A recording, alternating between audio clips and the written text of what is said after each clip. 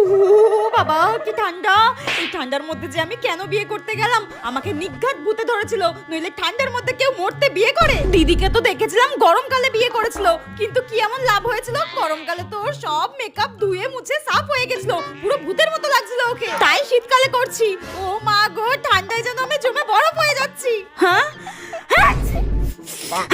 এ বাবা, আমার তো পুরো ঠান্ডা লেগে গেছে। সেই ভোরবেলা উঠিয়ে আমাকে এই ঠান্ডার মধ্যে স্নান করিয়েছে, তার জন্যই আমার এইভাবে ঠান্ডা লেগে গেল।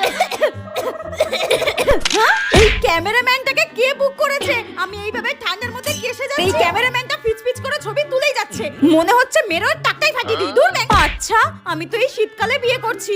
যদি আমার শাশুড়ি মা ভোর 5টার সময় ডেকে দিয়ে বলে রান্না করতে হবে, কাপড় কাচতে হবে, আমি তো পুরো শেষ।